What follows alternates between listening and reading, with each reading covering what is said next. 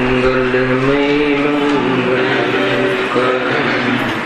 वीतराग विज्ञान नमो ताहि जाते वै हरिहंता महान करि मंगल करियो महान ग्रंथ करण को का जाते मिले समाज सब आवे निज पद राम।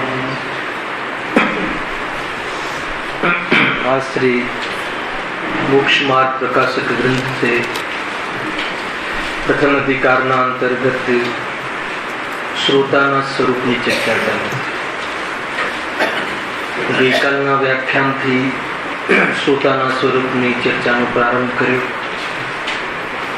શ્રોતાનું સ્વરૂપ કહો, શ્રોતાનું લક્ષણ કહો, શ્રોતાની વિશેષતા કહો, શ્રોતાની જિજ્ઞાસા કહો। જીન વચન સાંભળવા આવનાર શ્રોતા અર્થાત વ્યક્તિની ભાવ ભૂમિકા કેવી હશે, એની વૈચારિક ભૂમિકા કેવી હશે, એની સંકલ્પ પરિણતિ કેવી હશે, અંતરંગ પરિણતિની વિશુદ્ધિ કેવી હોવી જોઈએ, એનું પૂરું ચિત્ર પંડિત ટોડરમલજીએ આ અધિકારમાં ખેંચ્યું છે। બહુ મહત્વપૂર્ણ વાત છે। કાલે સામાન્ય વાત તો કરી હતી કે બહારના બાહ્યના એવા વિષય અનુરાગના પરિણામો, પંચરંગી દુનિયાના બહારની પ્રવૃત્તિઓ, અનેક પ્રકારના બહારના કર્તવ્યોમાંથી બેચેની લાગી હશે ત્યારે આ જીન વચનોનું રહસ્ય સાંભળવા આવ્યું હશે। કેટલી વાત કરી, ત્યાર વિશે હોનહાર વિશે ચર્ચા કરી। ગુરુદેવ એમના પ્રવચનમાં વારંવાર વાત કરી છે કે જે આ શુદ્ધાત્માની વાત સાંભળવા આવે છે એ જીવની હોનહારમાં નિયમથી મોક્ષ છે। અનેક વાર એમના પ્રવચનમાં વાંચવામાં આવે, અહીંયા કહે છે જો હવે શ્રોતાનું સ્વરૂપ કહે છે ભલું થવા યોગ્ય છે। તેથી જે જીવને એવા વિચાર આવે છે કે હું કોણ છું। ભલી હોનહાર કીધું કે જેને ભલી હોનહાર છે, જેને વિચાર આવે છે કે હું કોણ છું, એના માટે જીનવાણી છે એમ પણ કહી શકાય। પરિશિષ્ટમાં પ્રવચનસારના પરિશિષ્ટમાં આચાર્ય અમરચંદ્રદેવ કહે છે કે જે શ્રોતાને એવો વિચાર આવે છે કે હું કોણ છું, ત્યારે વિચાર આવે છે કે આત્મા કેવો છે અને કેવડો છે। એ આત્મા કોણ છે પ્રભુ? પૂરું પ્રવચનસાર પતી ગયા પછી સમયસારમાં પણ એમ છે 47 શક્તિ કહી આચાર્ય અમરચંદ્રદેવે। પ્રવચનસારમાં 47 ધર્મની ચર્ચા કરી। કેમ કરી? શ્રોતાને વિકલ્પ આવ્યો, શ્રોતાની જિજ્ઞાસા થઈ। આચાર્ય અમરચંદ્રદેવની સભામાં પૂછ્યું કે આચાર્ય દેવ આત્મા કેવું છે? એ આત્મા કોણ છે? કોણ છે નો અર્થ કે શુદ્ધાત્મા કેવો છે કે જેના આશ્રયથી સંસારનો અભાવ થાય છે।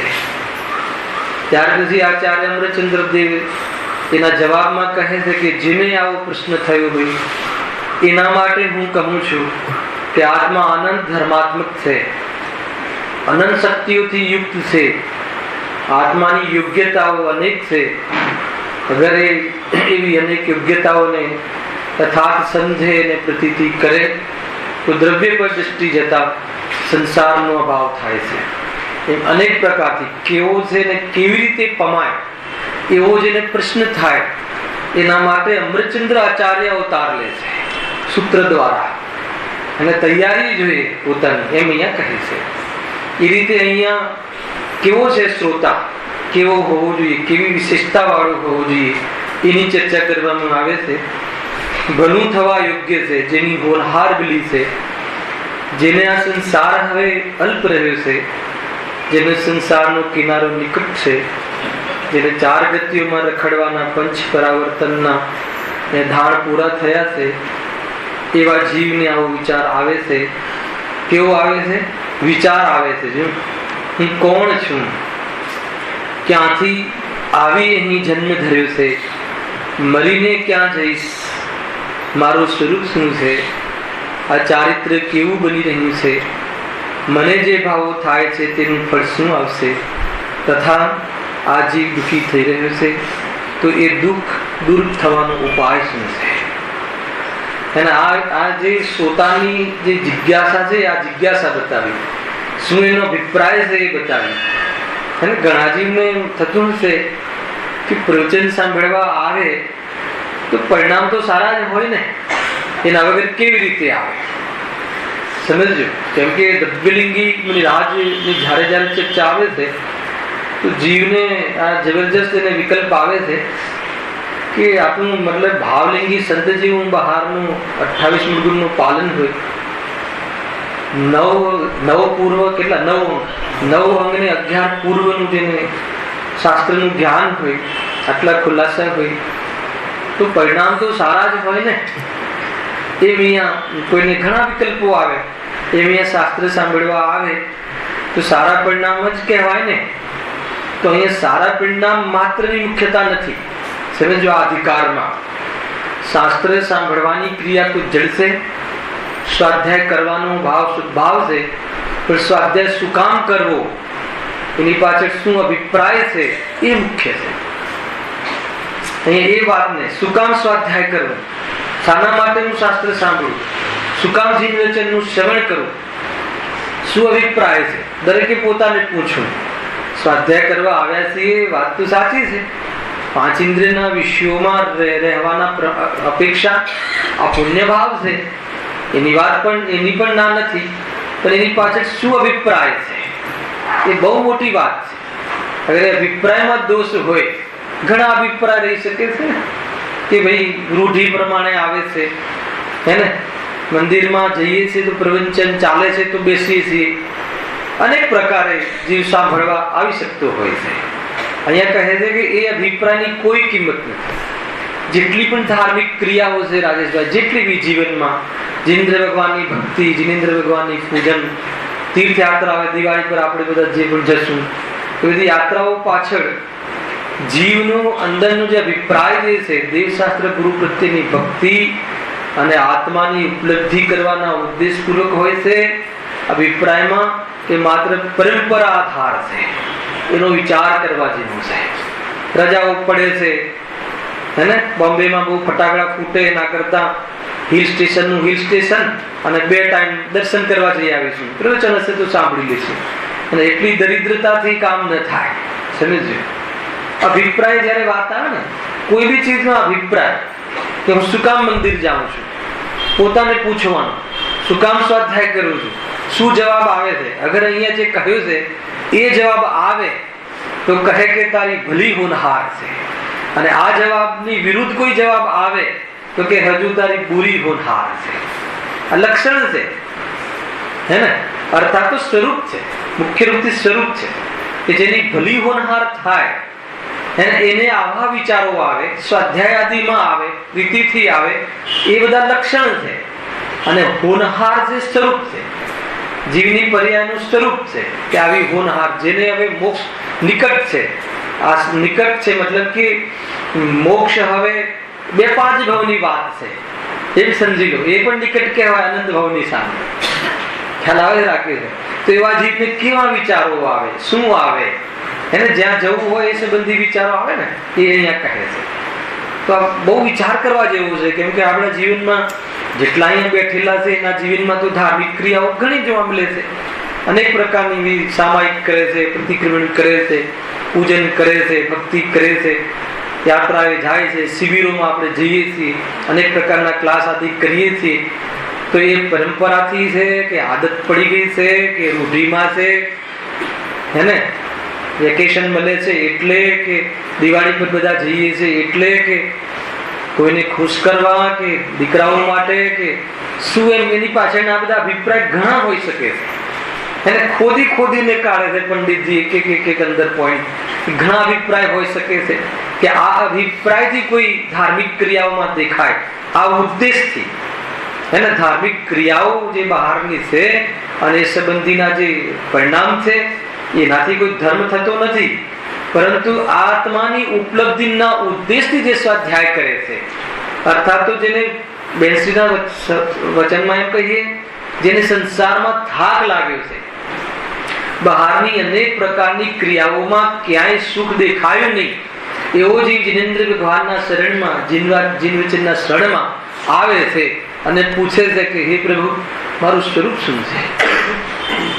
એમ અહીંયા ખ્યાલ આવે કે નહીં? હું કોણ છું, ક્યાંથી થયો, શું સ્વરૂપ છે મારું ખરું, કોના સંબંધે વળગણા છે, રાખું કે પરિહરું. એનો વિચાર વિવેક પૂર્ણ શાંત ભાવે જો કર્યા, તે સર્વયાત્મિક જ્ઞાન સિદ્ધાંત અનુભવ્યા. ખ્યાલ આવે કે નહીં? એટલું સરસ અમૂલ્ય તત્વ વિચાર. એટલે આવું જેને વિચાર આવે છે એની ભલી હોનહાર છે, એમ અહીંયા કહે છે. એના માટે આ સ્વાધ્યાયની ક્રિયા છે. ભલે બેઠા તો બધા છીએ આપણે, પણ કોને આવી જિજ્ઞાસા છે, કોને કસાયથી છૂટવાનો ભાવ છે, કોને કસાયમાં દુઃખ વાસિત થાય છે, કોને આત્મ ખોજી છે, કોને સાચા સુખની ગરજ છે, ખ્યાલ આવે ને? એ વાત અહીંયા કહે છે. અને એ જીવની ભલી હોનહાર છે જે શોધ કરે અને ન મળે એમ બને ને, કેમ કે સાચી શોધ છે. ખોટી શોધ હતી ત્યાંથી તો નિવૃત્તિ લઈ લીધી.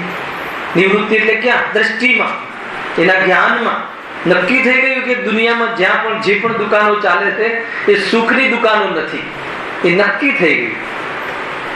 કોઈ પણ જીનવાણી સાંભળ્યા વગર પોતાની બુદ્ધિથી એની વાસ્તવમાં ક્યાં સુખ છે, એવો જીવ અહીંયા થાકીને હારીને જિજ્ઞાસાથી આવે. એ જીવને કહે છે કે જીનવાણીના વચનો અનુસાર પરિણમન ન થાય તો 14 બ્રહ્માંડને શૂન્ય થવું.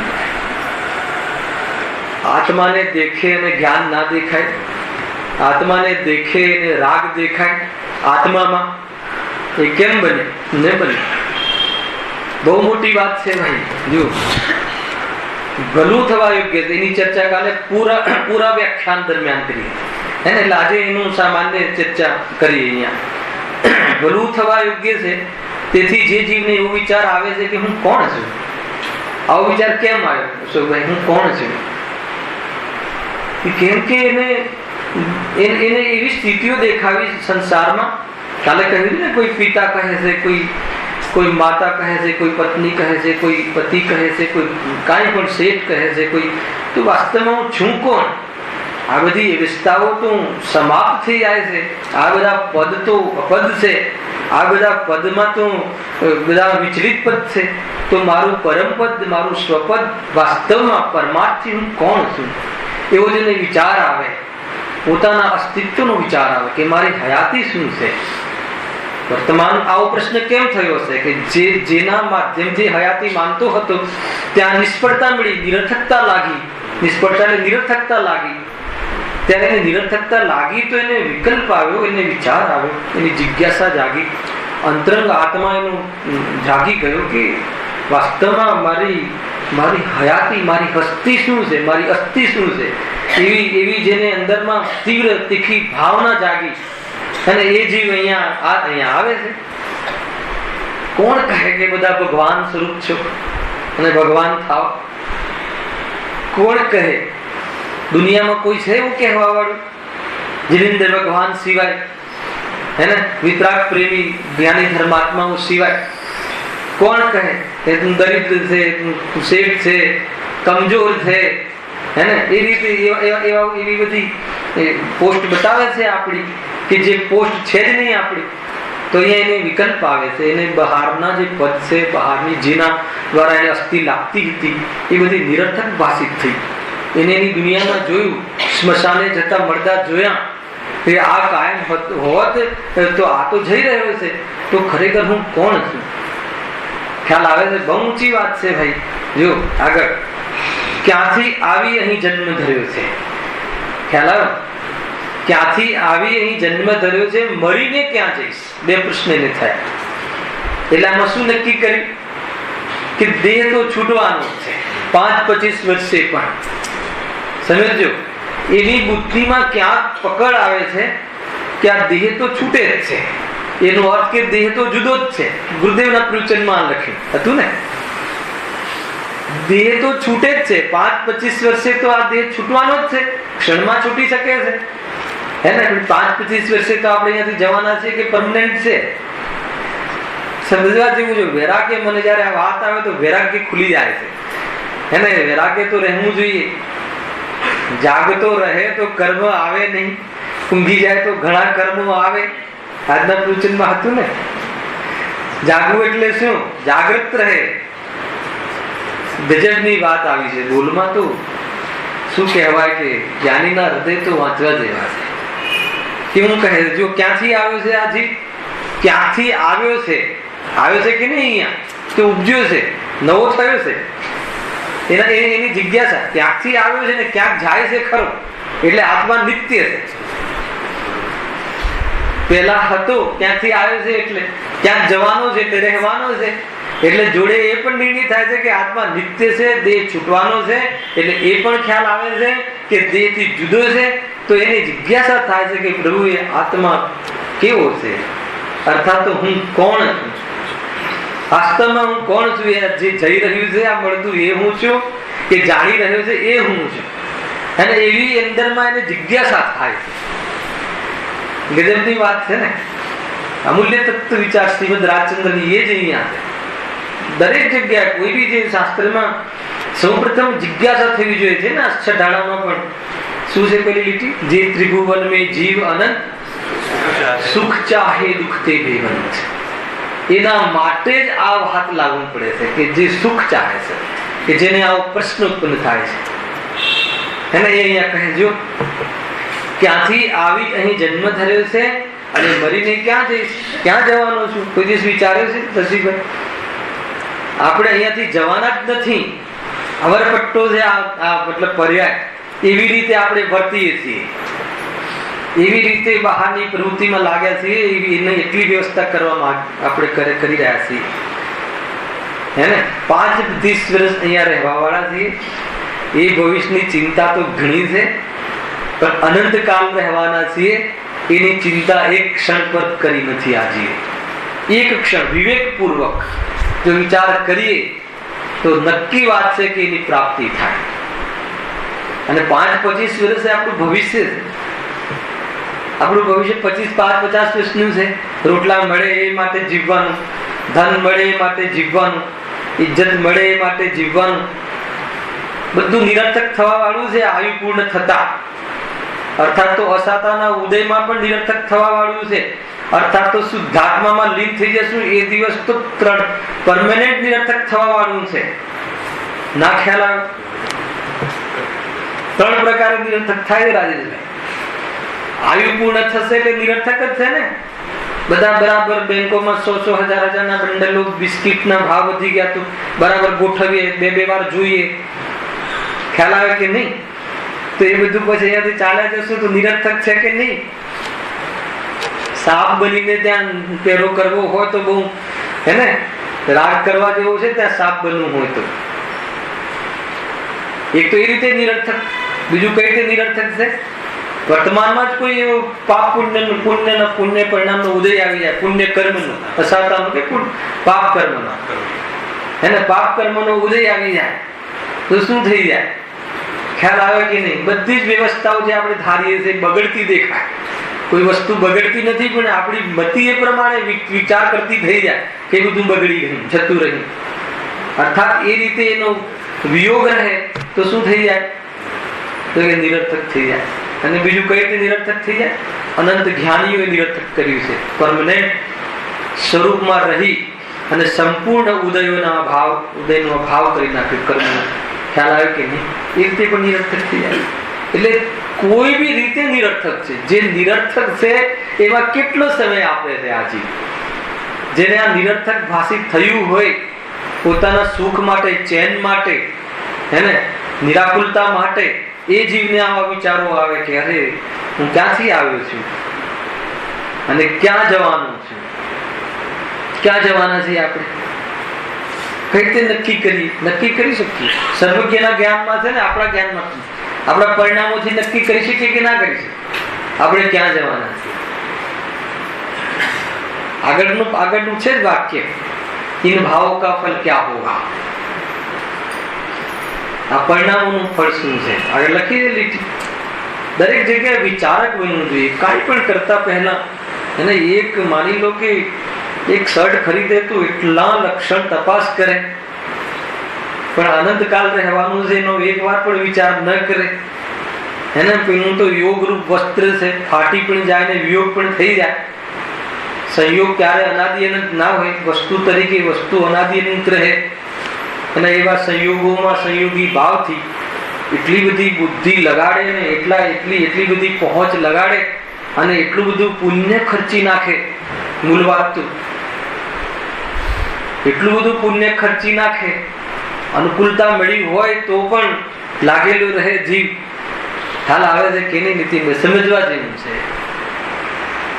શ્રીમદજીના કથન છે ને, છાસ રોટલાની વ્યવસ્થા થઈ ગઈ હોય તો ઉલંઘવા જેવું નથી. અને જૈનીના ઘરે જન્મે તો એટલું તો પુણ્ય લઈને આવતો જ હોય છે. એટલે સરવાળે શું કીધું? ખ્યાલ આવે કે નહીં? છાસ રોટલાની વ્યવસ્થા થઈ ગઈ હોય તો બહુ ઉલંઘવા જેવું નથી. વેપાર આદિમાં કોઈ 10,000 કરોડ મૂકીને જશે કે કોઈ 10 રૂપિયા મૂકીને જશે, શું ફરક પડી જાય છે? એને હવા પાણી સામાન્ય ભોજનથી જીવન નિર્વાહ 10 પ્રાણને હાનિ થતી નથી.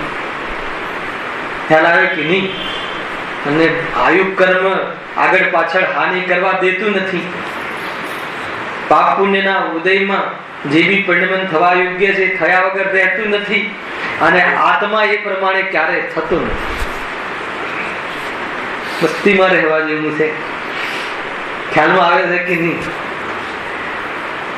અને ભાઈ સોંપવું પડી જાય કે આપણે કઈ દિશામાં લાગ્યા છીએ. એને વૈરાગ્ય તો રહેવું જોઈએ. આજે ગુરુદેવ તો ખીલે ને, 8 વર્ષનો બાળક કહે એને માતા પાસે જઈને કહે, હે માતા, શું કહે છે? મને આજ્ઞા આપો, જંગલમાં જઈને મારે મંગલ કરવું છે, આત્મામાં વસવું છે. એને સામાન્ય કથન 200મી ગાથા છે ને, 200 કે 201 જે પણ કુલચિન સારની આજ્ઞા લેવા પાછળ બી હેતુ છે કે આ માર્ગે માતા જવા જેવું છે, તું આજ્ઞા નહીં આપે તો હું રોકાવું એમ નથી, એમ લખ્યું ત્યાં. સામાન્ય ઉપચાર કરે છે એમાં પણ એ બતાવે છે કે હે માતા, હું જઉં છું, આમાં જવા જેવું છે. એ બતાવવા માટે આ બધા વૃત્તાંત ને બધી ઉપસ્થિતિ બતાવવામાં આવે. ગજબ છે. એને મુનિરાતની જે અવસ્થા છે તો ગજબ છે. જો ક્યાંથી આવી અહીં જન્મ ધર્યો છે ને મરીને ક્યાં જઈશ, મારું સ્વરૂપ શું છે? જેટલો વિચાર કરવો હોય એટલો. મારું સ્વરૂપ શું? આ મારું સ્વરૂપ છે. આ શરીરમાં રહેવું મારું સ્વરૂપ છે. એમ ખ્યાલ આવે કે નહીં? સ્વરૂપ પોતાનું રૂપ છે. આ મારી સુંદરતા છે, અને આ મારો ધર્મ છે, આ મારું કર્તવ્ય છે. એ રીતે વિચાર કરે. આ બધું મારું સ્વરૂપ છે. જે હું અહીંયા લાગ્યો છું એ બધું મારું સ્વરૂપ છે. તો મારું વાસ્તવિક સ્વરૂપ શું છે? એ મારું સ્વરૂપ લાગતું નથી. જે આકુળતા થતી હોય મારું સ્વરૂપ હોય કઈ રીતે? હું પોતે જ મારા ભાવ વધારું એવું મારું સ્વરૂપ હોય કઈ રીતે? અને એવો એને વગર જીનવાણીના પાસે આવ્યા વગર ભવ્ય જીવો, હેને, જીનવાણી પાસે આવીને ખુલે તો ઓર વાત છે. એના પહેલા ખુલવા વાળા જીવો પણ હોય છે. મતલબ કે સંસારમાં રહીને એમ લાગે કે ચેન નથી પડતું, એવા જીવોની શોધ ચાલુ થઈ જાય છે. એટલે તો અહીંયા કોઈ માત્ર કહ્યું ને ગુરુદેવે કે આ સંપ્રદાય નથી, જૈન ધર્મ એ કોઈ વાળો નથી, જૈનના ઘરમાં જન્મ્યો એને ઠેકો લીધો છે એમ નથી. અનેક જાતિના જીવો આવે છે. વર્તમાનમાં આપણને તો ખ્યાલમાં આવે, સમોષણમાં તો ચારે મતલબ કે તિર્યન જાતિ, નરકના નહીં તિર્યન જાતિમાં ના જીવો આવે છે કે નહીં? પણ મનુષ્યમાં બી સ્ત્રી પુરુષ નપુંસક અનેક પ્રકારના જીવો આવે છે કે દેવગતિના દેવો પણ આવે છે. અને એ તો આપણે સાંભળ્યું હતું. અહીંયા પણ અનેક જાતિના, કોઈ પટેલ ને, કોઈ હરિજન ને, કોઈ આ ને, કોઈ તે ને. તમારે બરોડામાં પેલા દરજી ઘણી વાર ખ્યાલ આવે કે મતલબ કે કોઈ ખૂણામાં ચૂપચાપ જે રસપાન કરતા હોય છે, ખ્યાલ પણ ના આવે. સમજમાં આવે છે કે નહીં? એ અહીંયા કહે છે મારું સ્વરૂપ શું છે એમ વિચાર કરે છે.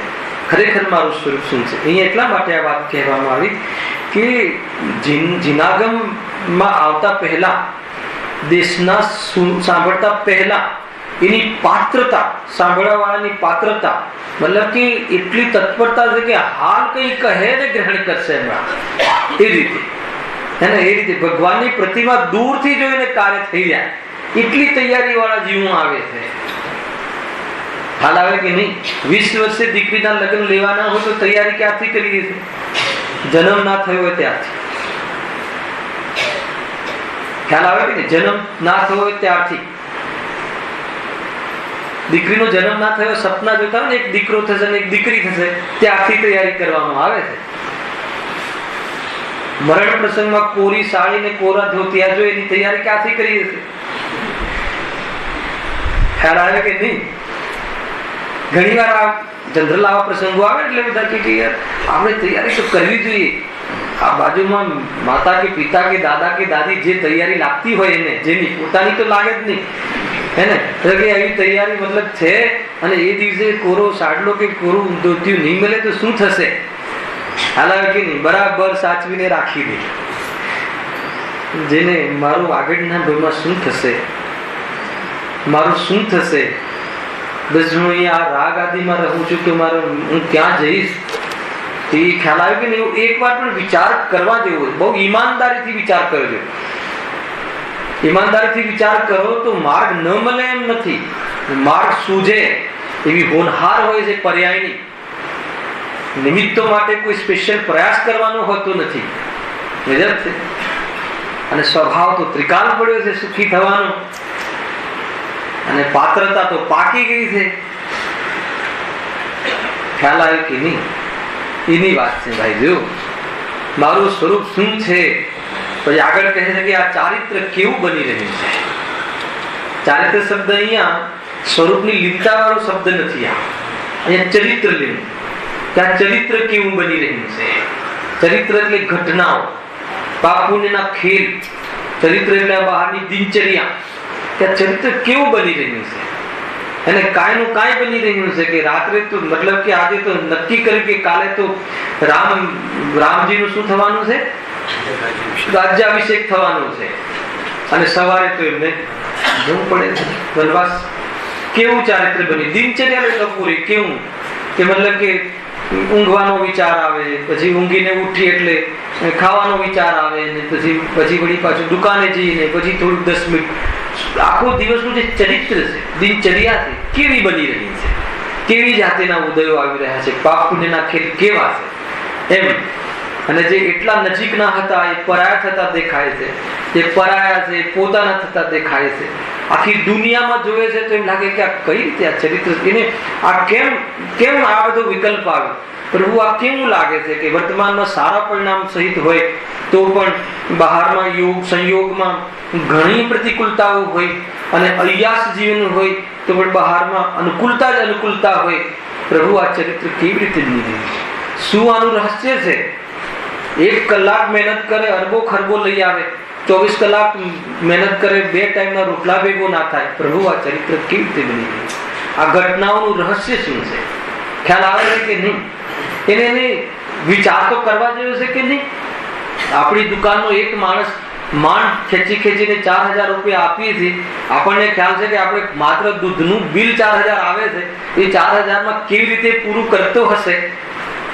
ખ્યાલ આવે છે કે નહીં? યદ્યપિ એ 12 કલાક બરાબર ચાવી લાવે, તાળું ખોલે, બંધ કરીને ચાવી ઘરે આપી જાય. સમજવા જેવું છે છે કે નહીં? અને આપણે ક્યાંય બહારના 2-3 શો જોતા હોઈએ પિક્ચરના, અને ક્યાંય જલસા કરતા હોય, નૈયાસીમાં પડ્યા હોઈએ તો પણ કે ધન તો આપણી પાસે વધારે આવતું દેખાય છે. પ્રભુ આ ચરિત્ર કેવી રીતે બની રહ્યું છે? સમજમાં આવે છે કે નહીં?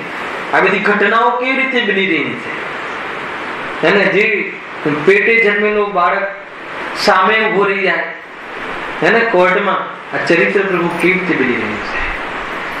એને મતલબ કે બહારનું આ બધું જોવે છે પોતાના જીવનની ઘટિત ઘટનાઓમાં, અને બહારનું જીવન જોવે છે કે આ બધું કેવી રીતે, આ બધું શું ખેલ છે કે અમારા સમજમાં નથી આવતું. અમને જિજ્ઞાસા થાય છે અને પોતાના જીવનથી બી વિચાર કરે કે મેં કોઈનું બગાડ્યું નથી, મેં કોઈને તકલીફ નથી આપી પ્રભુ, વર્તમાનમાં તો આ ભવે તો છતાં મારી સાથે આમ કેમ થાય છે? હેને? આ વૈરાગ્યવર્ધીની પત્ની મને કેમ મળી? એવી જાતિના અનેક પ્રકારના મતલબ કે આવું શરીર મને કેમ મળ્યું? અને આવી જાતિનું રોગનું શરીર મને કેમ મળ્યું? આ ઘટનાઓ કેવી રીતે? નખમાં રોગ નહીં, ખ્યાલમાં આવે. અને મતલબ બહારના આચાર વિચાર બી સરસ, અને બહારનું જીવન પણ પવિત્ર, ખાનપાન પણ સ્વચ્છ, છતાં કે કેન્સર ક્યાંથી આવ્યું? પ્રભુ આ ચરિત્ર કેવી રીતે બની રહ્યું છે? ખ્યાલમાં આવે છે કે શું કહેવામાં આવે છે? હમણાં તો મળ્યા હતા, હમણાં તો અડધી ચા પીધી હતી, આવ્યું હતું ને હમણાં ભાઈ બતાવતા હતા, અને પછી ન રહ્યા. પ્રભુ આ ચરિત્ર કેવી રીતે બની રહ્યું છે? દાખલ કોઈને કરવામાં આવે છે, ચાલે કોઈ જાય છે. પત્નીને દાખલ કરી હોય, પતિ ચાલે જાય. પ્રભુ આ ચરિત્ર કેવી રીતે બની રહ્યું છે? આ સામાન્ય વાત નથી. વિચારવું જોઈએ કે કેમ આમ બને છે. 25માં માળથી પડે પણ ખરું જ ના આવે, અને એક ઠોકર લાગે અને જતો રહે છે. પ્રભુ આ ચરિત્ર કેવી રીતે? વિચાર કરજો. આપણને એક લોજિક છે, બુદ્ધિ વાળા જીવો છીએ આપણે, મનુષ્ય જીવ એને બુદ્ધિવંત જીવ છે. એકવાર વિચાર તો ખરે ને, આમ કેમ, આવું કેમ થાય છે? તો એને જવાબ બહાર તો મળતો નથી. બહાર તો એવા જવાબ મળે છે કે તું દેવી દેવતાઓને પૂજી લે, અને તો પણ કાંઈ થતું નથી. વર્લ્ડ કપ હારી જાય, આખું ઇન્ડિયા દેવી દેવતાઓને પૂજે તો પણ. પ્રભુ આ ચરિત્ર કેવી રીતે બની ગયું છે? આવ્યું કે ના આવ્યું? આ તો સાક્ષાત છે ને.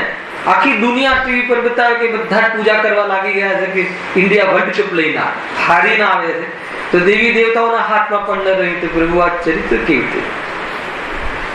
અનેક જગ્યાએ એવી એક પણ ક્ષણ નથી કે જ્યાં આપણને મૂંઝવણ વગરનું જીવન હોઈ શકે. અને જો મૂંઝવણ ના થતી હોય તો સમજી લો કે ઉદ્ધાર થાય એમ નથી. મૂંઝવણ એટલે આવી એક પ્રકારની જિજ્ઞાસા કે પ્રભુ શું થાય છે? ખ્યાલમાં નથી આવતો કે આવું કેમ બને છે. લખ્યું છે ગુરુદેવના પ્રવચનમાં પણ ઘણું છે, વાંચી લેવું. આના પ્રવચનો થયેલા છે, એના બુકો પણ છે. મોક્ષ માર્ગની કિરણે છે, અર્થાત મોક્ષ માર્ગના પ્રવચનો છે. કેમ કે આટલું બધું ખુલીને કહેવા માટેનું સામર્થ્ય જોઈએ ને. જ્ઞાની ધર્માત્માને પહોંચાય છે કે આ શું કામ પંડિતજી લખ્યું છે 200 વર્ષ પહેલા. એને પંડિત ટુટનમલજી અહીંયા લખવા પાછળનો શું આધાર હશે કે અરે આ ચરિત્ર કેવું બની રહ્યું છે? ચરિત્ર એટલે ખ્યાલ આવે, ચારિત્ર શબ્દ છે ચરિત્રના આધાર. રામચરિત્ર માનસ અને ચરિત્ર, ઘટનાઓ, પાપ પુણ્યના ખેલ, બહારના ઉદયોના સ્વરૂપ, કાંઈનું કાંઈ થતું દેખાય.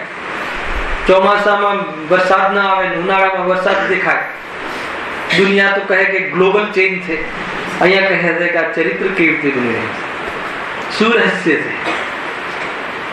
ખ્યાલમાં આવે કે નહીં? આખી કાર તૂટી ગઈ હોય એવી દેખાય, પણ એક બી જીવ મર્યો ના હોય. ક્યારે આગળ બેસતો ના હોય ને એક દિવસ આગળ બેસે. બને છે કે નહીં? આ બધું આપણે આપણી રૂટીન જીવનમાં એમ લાગે કે આમ કેમ, એક દિવસે વિકલ્પ કેમ આવે, અને એ જ આગળ કેમ બેઠો, અને આટલી બધી ગાડી પાછળથી તૂટી છે પણ એટલા ધક્કામાં એને જ કેમ લાગે? આવું કેમ? 170 માણસ મરી જાય છે ને 8 વર્ષનું બાળક બચી જાય છે, 6-7 વર્ષનું આખા પ્લેનમાં. તો કે બધું આ ઘટનાઓ જે ઘટે છે, તો કે આવી જાતિના ભેદભાવ કેમ? ભેદભાવ છે. કોઈને એમ થાય ને બધા ભેદભાવ છે કે ભેદભાવ તો પક્ષપાત કરે છે ભગવાન બ્રહ્મા વિષ્ણુ. આવા પક્ષપાત કરવા વાળો કોણ? જે જીવને જયારે જીવનમાં આવી જાતિના મતલબ જિજ્ઞાસા અને અંદરમાં હે ને, આ તો જીવ એને કેવી રીતે 1 કરોડ ના 2 કરોડ થાય ને, કેવી રીતે આ થાય ને, કેમ થાય ને, કેમ શરીર સારું ઊંચું જ નથી આવતું. આ જીવ એના ઉપયોગમાં જે સ્પેસ હોવું જોઈએ, એને સાચી દિશામાં વિચારવા માટેની જે યોગ્યતા પ્રાપ્ત થવી જોઈએ, એને બહારના આકર્ષણોના કારણે, મોહના કારણે જીવ એટલો બધો પોતાના જ્ઞાનને હીન કરી નાખે છે કે આંખ આડા કાન કરે છે. ખબર છે કે આ જવાનું છે આ દેહ અહીંયાથી, તો પણ આંખ નહીં રહેવાનું છે એમ પોતાને એમ સમજે. આંખ આડા કાન ખ્યાલ આવે કે નહીં? અંદરમાં તો બધું સમજે છે કે હું જવાનું છું, પણ એ કેમ ગૌણ કરે છે? કેમ જ્ઞાન એ બાજુ વિચાર કરવા તૈયાર તત્પર થતું નથી? કેમ સત્યનો સ્વીકાર કરવા મોહના કારણે તૈયાર થતું નથી? ખ્યાલ આવે કે નહીં? જે જીવની આંખ ખુલી જાય છે, જેને આવી જાતિના વિચારો આવે છે, આવી જાતિના મતલબ જેની ઊંઘ ઉડી ગઈ છે, આ કોઈ જૈનીની વાત નથી. આપણે 15 વર્ષથી સાંભળીએ છીએ, એના માટે અલગ ચર્ચા આપી છે પ્રાચીન શ્રોતાની. આ તો જે અહીંયા મતલબ કે શોધ કરીને આવે છે, અરે આટલી તૈયારી વાળો જીવ આવે હે ને, અને કહેવામાં આવે કે રાગ અને વિતરાગતા જુદી છે, દેહ અને આત્મા જુદું છે, સ્વરૂપ આમ છે, દેહ મરતો નથી ને આત્મા પણ મરતો નથી, દેહની પર્યાયનો વ્યય થાય છે અને આત્માના સંયોગમાં દેહનો વિયોગ થાય છે. દુનિયા એને મરણ કહે છે, અહીંયા તો કહે છે ક્ષેત્રથી ક્ષેત્રાંતર થતો પદાર્થ એની પર્યાયમાં રહીને કાયમ રહે છે. એની પર્યાયમાં પર્યાય તો રહે છે કાયમી, કોઈ ની કોઈ. કયો પદાર્થનો અભાવ થાય છે? આવું રહસ્ય ખ્યાલમાં આવે, અસ્તિત્વ શક્તિનું જોર ઉપડે, ખ્યાલ આવે કે નહીં? અસ્તિત્વ શક્તિ છે જે શક્તિના કારણે જીવનો ક્યારે પણ અર્થાત દ્રવ્યનો ક્યારે પણ નાશ થતો નથી. એવી અસ્તિત્વ નામની શક્તિથી યુક્ત જે સામાન્ય ગુણ છે, જાતિ અપેક્ષાએ 6 સંખ્યા અપેક્ષાએ અનંત દ્રવ્યોમાં પોતપોતાના અસ્તિત્વના કારણે પદાર્થ ક્ષેત્રથી ક્ષેત્રાંતર થાય, પર્યાયોમાં ઉત્પાદન થાય, પણ પોતાનું જે ચૈતન્યનું સ્વરૂપ જળ જડનું સ્વરૂપનો ત્યાગ કરતો નથી. બતાવો કોણ નાશ થાય? અરે જે નાશ થાય છે ને એ તો ત્રિકાલ અસ્તિત્વને બતાવે છે. ખ્યાલ આવે કે નહીં? ઉત્પાદન દ્રવ્યને ઇન્ડિકેટ કરે છે. જુઓ આ નાશ થયો ને આ નવું ઉત્પન્ન થયું. ક્યાં થયું? કે જે પહેલા આત્મા હતો ને એ મહાપર્યાય નાશ થઈને એ જ આત્મા આપણને ઉપજ્યો.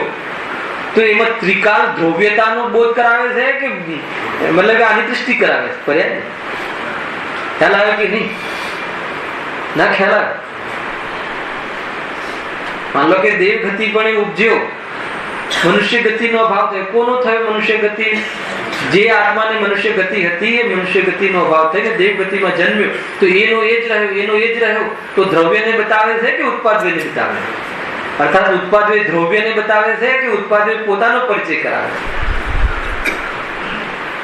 ખ્યાલ આવે કે નહીં? દેખવાની દ્રષ્ટિ જોઈએ. જેને આ દ્રષ્ટિ થઈ જાય ને આત્માની વાત અને મતલબ કે એ સ્વરૂપ સમજવા તૈયાર થાય, સામાન્ય શ્રોતા મતલબ કે નવીન શ્રોતા, એનું જીવન બદલાઈ જાય. રહેન સહેન, દ્રષ્ટિકોણ, વિચાર દ્રષ્ટિ, આપાપારનો ભાસ, ખ્યાલ આવે કે નહીં? એ બધું એનું આખું માનસ બદલાઈ જાય. પ્રશ્નો આ બધા છે એના જવાબ એક સાથે મળી જાય. શુદ્ધાત્માનું સામર્થ્ય બતાવ્યું ને આજના પ્રવચનમાં બેનશ્રી. કર્મ કેટલા છે? અનંત. અને તું એક છે, પણ એ અનંત કર્મ પર ભારે પડે એવો છે. એક ક્ષણિક પર્યાયમાં તું સ્વરૂપમાં સમાઈ જા, અને કર્મ તો ખરી રહેશે. માટી માટીમાં હોય છે, અને તારા રાગ આદિ છે તો ધ્રુજી જશે. ખ્યાલ આવે કે નહીં? તારી પર્યાયમાં આવતા ડરે અને તારી પર્યાયમાં ઘે બની અને જતા દેખાશે. કેમ કે સ્વરૂપમાં એનું સ્થાન નથી. તારા લિસ્ટમાં એ ક્યારે પણ હતું નહીં. તારા અનંત ગુણમાં એવી કોઈ ગુણ હતું નહીં. ખ્યાલ આવે કે નહીં? બહુ મતલબ કે સાથે સમન્વય કરજો, આનંદ આવે એમ છે. એને બહુ સારો બોલ હતો. રાજેશભાઈ યાદ રહેશે કે નહીં? બોલ ભાવ ભાષના રહેવી જોઈએ. બહુ સરસ હતું. જો શું કહે છે કે આ ચારિત્ર કેવું બની રહ્યું છે? ખ્યાલ આવે છે આટલો? એવા વિચારો આવે છે કે નહીં? આમ કેમ થાય છે? આમ કેમ થાય છે? કોઈનું પણ બગાડતો નથી તો પણ મારી સાથે આમ કેમ થાય? એનો જવાબ અહીંયા આપશે. અને હજુ જવાબ મળ્યો નથી, એવી તૈયારી થઈ માણસની. અને એનો સાચો જવાબ કોણ આપે? જીનેન્દ્ર ભગવાન, દેવશાસ્ત્ર ગુરુ, જ્ઞાની ધર્માત્મા, પંચ પરમિષ્ઠ, પંડિત ટોરરમલજી, પૂજ્ય ગુરુદેવશ્રી. જ્ઞાની ધર્માત્માઓ પાસે એના રહસ્ય પડ્યા છે કે શું થાય છે ને શું નથી થતું, ને દુનિયામાં શું થાય છે અને આત્મામાં શું થાય છે. બધી વાત અહીંયા મળે એમ છે. ખુલવા વાળી છે. 9 અધિકાર પૂરા થઈ જાય તો બધા શાસ્ત્રનો નિચોડામાં એક અધિકાર બી વ્યવસ્થિત પૂરો થઈ જશે. આપણે હવે આવા બીજા અધિકારથી તો વિશેષ પ્રવેશ થશે. આ તો ભાવ ભૂમિકા છે. ગુરુદેવ પ્રવચનમાં લખ્યું કે જેમ વૃક્ષનો આધાર ઓટલો છે એમ આ શ્રોતા આદિના સ્વરૂપની આ ગ્રંથની પીઠિકા છે. ગ્રંથની શરૂઆત તો આગળ થશે. અને અત્યાર સુધીમાં એમ લાગતું 60-70 થઈ ગયા હશે કદાચ, જે પણ ખ્યાલ નથી. એમ લાગતું હશે કે ભાઈ બધું આવી તો જાય છે, ઓર વિસ્તાર આવવા વાળો છે. સ્વરૂપ બહુ સુંદર છે. આત્માનું સ્વરૂપ જેને ભાઈ જાય એને દુનિયાના કોઈ પદાર્થો પ્રત્યે આકર્ષણ કઈ રીતે રહે, હે ને? એ રીતે છે. સાક્ષી ભાવે રહે તો આત્માને પરદ્રવ્યના કર્તૃત્વનો ટેસ્ટ ક્યાંથી આવે? ન આવે. આનંદ મંગલનું કામ છે. બહુ વધારે ખ્યાલ ના આવતો હોય તો આનંદ આત્મા કેવો છે? આનંદિત છે, મજામાં રહેવું જોઈએ. કેમ? બાકી બધું જે છે એનો આત્માનો અભાવ છે. શરીરમાં કેન્સર આવ્યો કે નળીઓ બ્લોક થઈ ગઈ, સારે શરીર આત્મામાં શું છે? એનો અભાવ છે. આત્મા એનાથી શૂન્ય છે, એના જ્ઞાનથી અશૂન્ય છે, ભરિતાવસ્થ છે.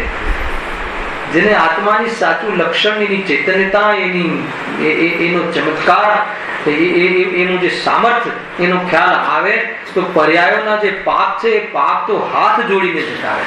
Guarantee guarantee. એક વાર કે તારા સ્વરૂપને તું બુલંદ છે ને, એવું એમ થોડી છે કે ખાલી કોરી વાતો છે. સામાન્ય આપણે આ એક પ્રકારથી જીવ વિચન સાંભળવા આવવાનો ભાવ આવે છે તો બી મતલબ કે અમુક પાપો કરવાનો ભાવ તો સામાન્ય છૂટી જાય છે. ફરીથી આવી જાય છે ને, છૂટી જાય છે ને. હાલ આવે કે નહીં? જોવાની કલા પણ છે. હા, બહુ સરસ.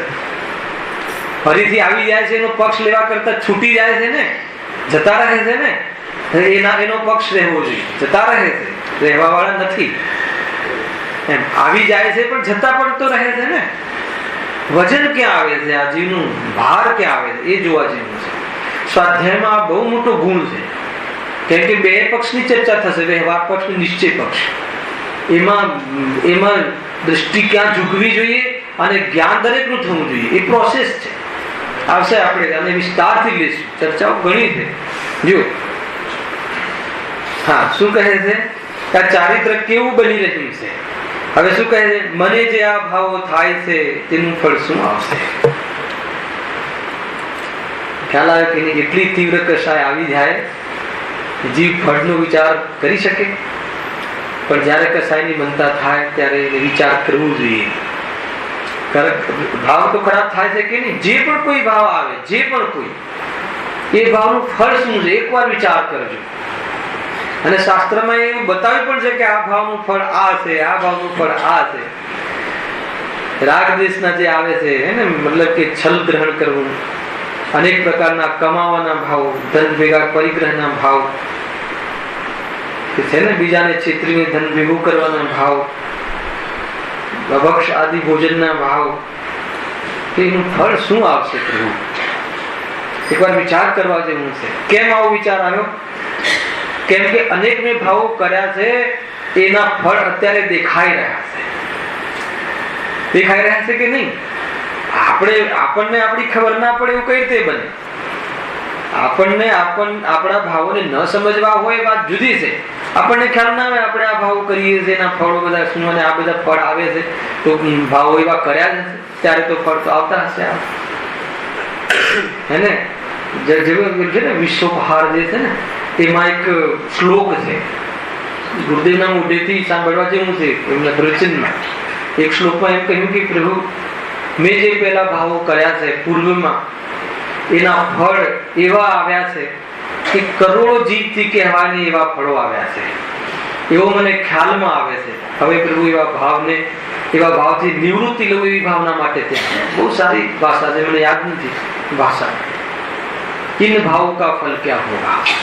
આ ભાવનું ફળ શું હશે? જે બી ભાવ આવે, ભાઈ સાથે છેતરપિંડી કરે, પાર્ટનર સાથે છેતરપિંડી કરે, અનેક પ્રકારની સંસ્થાઓમાં કઈ પ્રકારની માયાચારી કરે, એકવાર વિચાર તો કરજો કે આના ફળ શું આવશે. જે બહારમાં દેખાય છે માતાના પેટમાં જ મરી જાય, બહાર સુધી ન આવે. ખ્યાલમાં આવે છે કે નહીં? પોતાની માતા પિતા દ્વારા જ મરણ થાય અને એબોર્શન કરાવે છે ને ઘણા લોકો. બહુ મોટું પાપ છે. ખ્યાલ આવે કે નહીં? એ કસાયની જો અદ્યપી એકેન્દ્રિય જીવ અર્થાત તો સંગી પંચેન્દ્રિય જીવ તો બંને મરે છે, પરંતુ ત્યાં બતાવ્યું શાસ્ત્રમાં કે જેમ જેમ ઇન્દ્રિય વધે છે અને ત્યાંથી પોતાના પેટના દીકરાને મારવા સુધીમાં વિશેષ પાપ લાગતું હોય છે, કેમ કે કસાયની તીવ્રતા વિશેષ હોય છે. એકેન્દ્રિય જીવ તો આપણા ઘણી વાર બોધ નથી બનતો કે આમાં એકેન્દ્રિય જીવ અહીંયા જીવ જઈ રહ્યો છે, પણ સંગની પંચેન્દ્રિય મા બાપનો જીવ દેખાય, આટલો મોટો જીવ દેખાય, અરે પોતે પોતાના શરીરના પોતાનું અંગ માનવા વાળો જીવ, એ જીવને મારવાનો ભાવ આવે તો કેટલી કસાયની તીવ્રતા હશે. ખ્યાલ આવે કે એના ફળ દૂર માઠા હોય છે.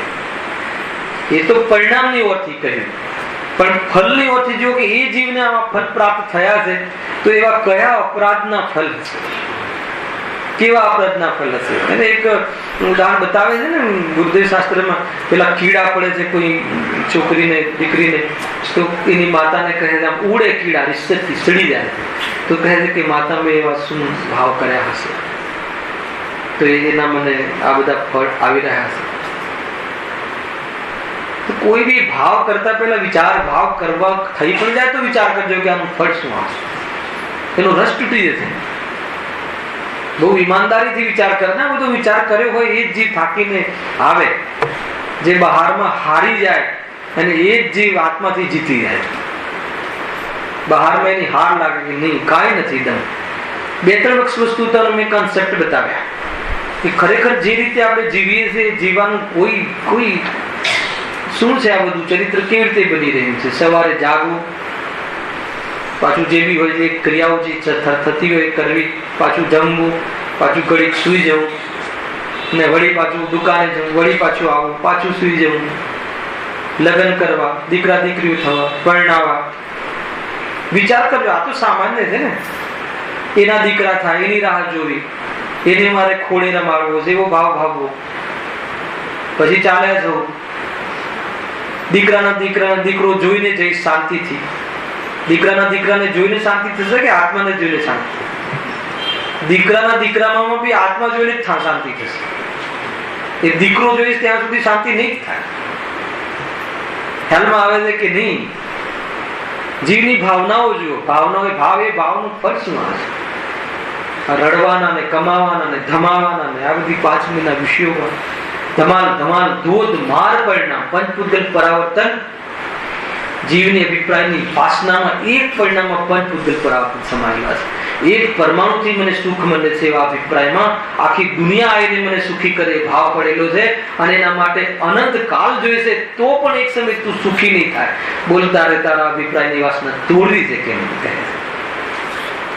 સમજમાં આવે છે કે નહીં? જાગી જવા જેવું છે ભાઈ. એને મને તો દરેક જીવ જ્યાં મનુષ્ય પણ દેખાય તો મુનિક દશા દેખાય સામે. કેટલી સરસ દશા મળેવી છે, કેટલી ઉત્કૃષ્ટ દશા મળેવી છે, પ્રચુર આનંદની દશા મળેવી છે. એક વાર સપના તો જોવા જેવા છે, એક વાર એના ખ્યાલમાં તો લેવા જેવું છે. આચાર્ય કુંકુમ દેવના ફોટાની સામે કે એમનું સ્ટેચ્યુ જે બી હોય એમને સ્મરણમાં લઈને વિચાર કરવા જેવું છે. પ્રભુ આપ આખી દુનિયામાં પંચમ કાળમાં પણ આવી ધગધગતી મતલબ કે રણભૂમિ અર્થાત તો આવી ધગધગતી બધી પાપની દુનિયામાંથી નીકળી અને સ્વરૂપમાં રહી શકો છો. ધન્ય છે પ્રભુ આ દશા. ખ્યાલમાં આવે છે કે નહીં? એકવાર વિચાર કરવા જોઈએ. શું નવીનતા લાગે બતાવ? શું નવીનતા શું છે? 45, 50 જે 60, 70 જે બી આપણા દેહને જે બી આપણે ઉંમર થઈ એ જ નાટક રૂપ દિલ્હી હે ને. સવારે ઉઠવું ને પછી બ્રશ કરવું ને પછી કપડા પહેરવા ને પછી આ જવું ને શરીરને સંભાળવું ને શરીર માટે કમાવા જવું ને પછી કમાવીને પછી આ કરવું ને પછી મરી જવું, પાછું બીજા ગામમાં જવું, પાછી એની કન્ટિન્યુટી કરવી ને પછી મરી જવું. મતલબ આ ચરિત્ર ખ્યાલ આવે શું? મતલબ શું કામ? કોઈ ક્રિએશન નથી, કોઈ એમાં કઈ ક્રિએટિવિટી નથી, કોઈ નવીનતા નથી, કોઈ એમાં કાંઈ જાતનો કોઈ સાર નથી. આગળ લખ્યું છે કે મતલબ કે દુઃખ જ દુઃખ છે. આગળ લખ્યું જો બેચેની રહે છે. જો મને જે ભાવો થાય છે તેનું ફળ શું આવશે તથા આ જીવ દુઃખી થઈ રહ્યો છે એને ખ્યાલ આવે. ગુરુદેવે ત્યાં એવું ઉદાહરણ લખ્યું છે કે મોટો બંગલો હોય હે ને, ફર્સ્ટ ક્લાસ એર કન્ડિશન ની ઠંડકમાં એના હિસાબે બેઠું હોય અને મતલબ કે ભજીયા અને પૂરણપૂરી ખાતું હોય, એ એવું લખ્યું ત્યાં સવારે વાંચી પડ્યું છે. તો છતાં બી એ જીવને ત્યાં લાગે છે કે બેચેની છે, સંકલ્પ વિકલ્પ એટલા રહે છે. એસી બંધ થઈ જશે તો, એના બિલ વધારે આવી જશે તો, એને ડાયાબિટીસ થઈ જશે તો, ખાવા વાળાને તો આ ચિંતા થાય ને, ડ્રાય ફ્રૂટ આથી બહુ વધી જાય તો, કે આ થઈ જશે તો, શું વધી જાય છે બધું હે, કોલેસ્ટ્રોલ એ વધી જશે તો ક્યાં વધે છે, શું વધે છે, શું ઘટે છે, ખ્યાલ આવે કે નહીં? સંસાર વધે છે, કાંઈ ઘટતું નથી. વધે શું છે? સંસાર વધે. એટલે કે એ જીવને ત્યાં એ બતાવે છે કે હર સમય બેચેની, રૂપિયા આવે તો પણ બેચેની. જોઈ લેજો તમે, તમારામાં ટેસ્ટ કરજો. રૂપિયા જાય તો પણ બેચેની, ઓર્ડર ડબલ આવી જાય તો પણ બેચેની, ઓર્ડર ન આવે તો પણ બેચેની. એવું એક પરિણામ તમે બતાવજો કે જ્યાં જીવને ચેન હોય સંસારમાં, એ કહે છે કે પ્રભુ હું તો બસ થાકી ગયો, કરોડોની વર્ષા થાય છે તો પણ બેચેની, તો પણ ચિંતા, સેલ ટેક્સ, ઇન્કમ ટેક્સ, છોકરા ખાઈ જશે, પોતે ભોગવી શકવાનું સામર્થ્ય નથી, બીજા ભોગવી જશે, પડોશી લઈ જશે, ભાઈઓ લઈ જશે, એના માટે મર્ડર કરી નાખે, આ કરે તે કરે. થાય છે કે નહીં? કોઈ લઈ જશે, રૂપ સુંદર હોય તો કોઈ જોશે, કોઈ બલાત્કાર કરશે. કઈ સિચ્યુએશન એમ લાગે કે એને ચેન વાળી હોય? બતાવો, ખ્યાલ આવે છે કે નહીં? નહીં ભાઈ. એક વાર લાક્ષણિક રીતે મતલબ બહુ ઈમાનદારીથી વિચારવા જેવું છે કે કઈ વ્યવસ્થા. રૂપ જતું રહેશે તો પતિ દેખશે નહીં સામે, રૂપ વાળાને બી આ ચિંતા રહ્યા કરે છે કે નહીં? બહારના રૂપની વાત છે. ગરડા થઈ જશું તો દીકરા રાખશે નહીં. નાટકો બી પૈસા કમાવા બહુ બતાવે છે એને. આ સારા નાટકો બતાવતા નથી, શ્રવણ જેવા. મા બાપની સેવા કરવા વાળા પણ કોઈ જીવ હોય છે. ખ્યાલ આવે કે નહીં? બતાવે એવું એટલે ઓલો જીવ મગજમાં એને મેનિયા થઈ જાય, માનસિકતા થઈ જાય કે મારો છોકરો આમ કરશે, તું થોડી એફડી કરાવી દો, થોડું આમ કરાવી દો, દાગીના છે અત્યારે બરાબર કરી લો. બેચેની બેચેની બેચેની. ખ્યાલ આવે કે નહીં? અરે શ્રવણ જેવી વાત તો એવું બતાવ્યું કે કોણ કોની સેવા કરે. પૂર્વના કર્મનો તારો ઉદય હશે તો એ પ્રમાણેની સ્થિતિ થશે, તું જીવતા શીખી લે. વાત એક જ છે. ખ્યાલ આવે છે કે નહીં? સ્થિતિ સામે નહીં પડ, પરિસ્થિતિઓને બદલવા નહીં પડ. એ પરિસ્થિતિમાં તું શુદ્ધાત્મા, આત્માનું કાંઈ બગડતું નથી. કર્મના ઉદયમાં ઘરની બહાર કાઢે કે તન પર પ્રહાર કરે તો આત્માને મારો એ અડી નથી શકતો. સ્વરૂપમાં રહેવું હોય ત્યાં મને બાધક નથી. કર્મ ને કર્મનો ઉદય. ખ્યાલ આવે કે નહીં? તાકાત હોવી જોઈએ, સામર્થ્ય હોવું જોઈએ. તો એવા જીવો પ્રત્યે કરુણા આવે. દીકરો બહાર કાઢે તો પણ પોતાનો કર્મનો દોષ દે, દીકરાનો નહીં. એનું નામ છે જૈન ધર્મ. ખ્યાલ આવે કે નહીં? ગજબની વસ્તુ છે આ. જેટલી ચર્ચા કરવી હોય એટલી ઓછી છે ભાઈ. સળંગ ચર્ચા હોય તો ઘણો આનંદ આવે. બ્રેક થઈ જાય છે ને આપણે તો ચલી રહ્યું કે વક્તાના વિચારો પણ ડેવલપ થાય, આપણી લિંક પણ બનતી હોય છે. છતાં પણ જેટલું થાય છે એટલું બરાબર છે. ખ્યાલ આવે કે નહીં? એક બી સ્થિતિ ભાઈ વગર બેચેની હોય તો મને ફોન કરીને બતાવજો. કોઈ બી ભાઈ છૂટ છે. એક બી તમને સ્થિતિ દુનિયાની અંદર એમ લાગે કે મને આમાં ચેન પડે છે, હું તમને પ્રૂવ કરીને બતાવીશ કે તમને અંદરમાં અત્યારે પણ ભય છે, બેચેની છે.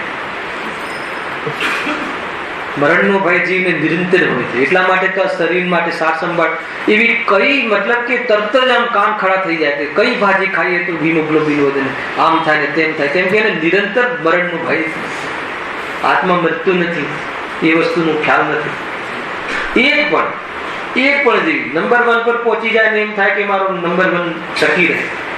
એક પણ સ્થિતિ ભાઈ બતાવો દુનિયાની અંદર કે એ જીવને એવું લાગ્યું કે હું કોણ છું. બહુ સરસ, હું કોણ છું, ક્યાંથી આવ્યો, મરીને ક્યાં જઈશ. એક એક વાક્ય મારું સ્વરૂપ શું છે, આ મારા જે ભાવો થઈ રહ્યા છે એનું ફળ શું હશે. અને આગળ શું કહે છે? અરે હું તો નિરંતર દુઃખી થઈ રહ્યો છું પ્રભુ, આ દુઃખનો ઉપાય શું છે, મારો પ્રશ્ન છે. એટલા માટે હું આ જીનેન્દ્ર ભગવાનની શરણમાં આવ્યો છું. લાગે શ્રોતા તો બહુ મોટી વ્યક્તિ છે. શ્રોતા એટલે શ્રવણ કરવા, ચીન વચન શ્રવણ કરે ને, બહુ મહાનતા છે, સામાન્ય વાત નથી. અને આપણે આપણી કિંમત ઓછી આંકીએ તો એમાં કોનો દોષ? મને દુનિયાની અંદર જીવ વચન ગમે છે, પોતાનો મહિમા કરતા શીખો પહેલા, તો દુનિયામાં બીજાનો મહિમા કરતા આવડે. પોતાના સ્વરૂપનો મહિમા, પોતાનું ભાઈ આ બહુ ઉત્કૃષ્ટ કાર્ય છે એવી વાત છે. એકદમ સાંભળવા આવી જાઉં, નવરાત છીએ ને આવે આગે બધું જ આવે છે. ટાઈમ હતો સાંભળી લઈએ, એમાં શું છે, 2 કલાક તો છે. એનું એ ભલી હોનહારનું લક્ષણ નથી. ભલી હોનહારના લક્ષણમાં આ વાત બતાવી રહેશે, ભાઈ હું કોણ છું, ક્યાંથી થયો, મારું સાચું સ્વરૂપ શું છે, હું ક્યાંથી આવ્યો છું, મરીને ક્યાં જઈશ, મારી નિત્યતા છે પણ હું ક્યાં ને ક્યાંક તો રહેવા વાળો છું, તો ક્યાં રહેવા રહીશ, અંતિમ સ્થળ મારું કયું છે, પાછું ના આવવું પડે એવો કોઈ ઉપાય કયો છે, નિરંતર એક એક ક્ષણે ભામરણ કરી રહ્યો છું, હર સમય પોતાના આત્માની પર્યાયમાં આનંદ ન આવે એનો હું દુશ્મન બન્યો છું, તે મને સ્પષ્ટ ખ્યાલમાં આવે છે. હર પરિણતિમાં હું વિચલિત રહું છું, હર પરિણતિમાં સંતપ્ત રહું છું, મારું માનસ હર સમયમાં ગરમ રહે છે, મારું માથું ગરમ રહે છે. ક્રોધ, માન, માયા, લોભ, કાંઈક ઘડીક થાય ક્રોધ આવી જાય, કોઈ આમ કહે ને આમ થઈ જાય, ખોટું લાગી જાય ને આખો દિવસ ખરાબ જાય ને પ્રભુ સમજાતું નથી. મને એક સમય તો બતાવો કે ચેન પડે એવી કયું સ્થાન છે? ખ્યાલ આવે છે? આપણું છે ને આ પરિણામ, કોઈ બહારની વાત નથી. થોડું કામ કહે તો નહીં, તમે ધ્યાન રાખ્યું હોત તો વાત પતી ગઈ. શું વાત કરે છે, કેટલું બધું દુકાનમાં કામ હોય છે, પાછું શાસ્ત્ર સાંભળીએ 2 ટાઈમ તો, અને શાસ્ત્ર પ્રવચન કરીએ, અને તું ધ્યાન રાખવાનું કહે છે, માથું ફરી જાય, એટલું બધું ગરમ થઈ જાય. અરે તું શું કરે છે? એક સમય પણ ચેન નહીં દુનિયામાં, એક સમય પણ ચેન નહીં.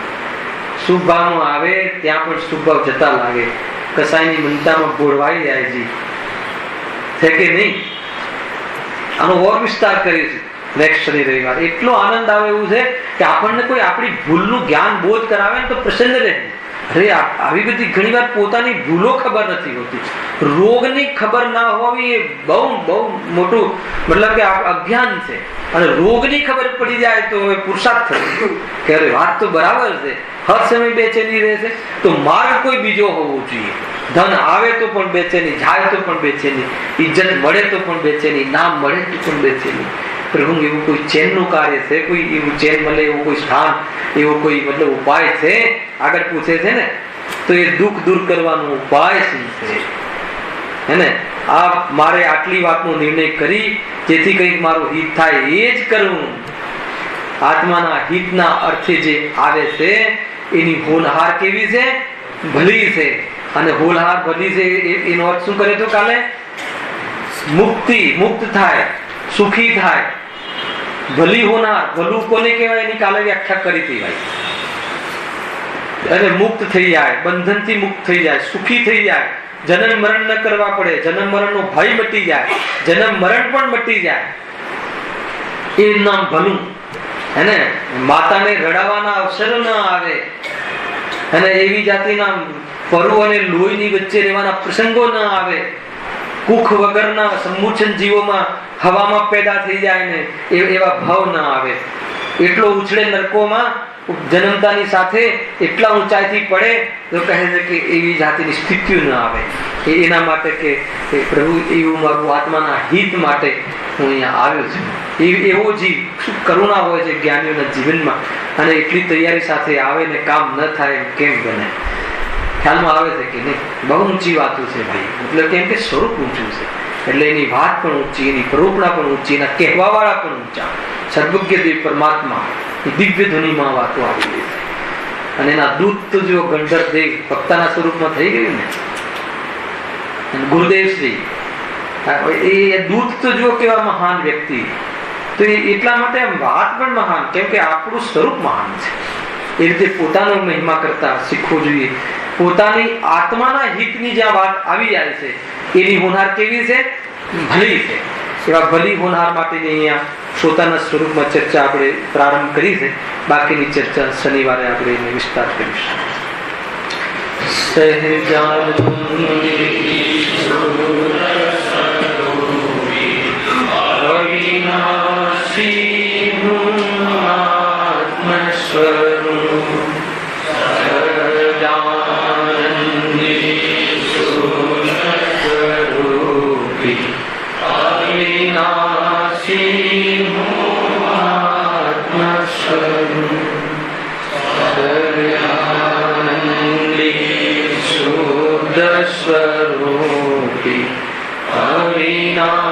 પછી હું આત્મસ્વરૂપ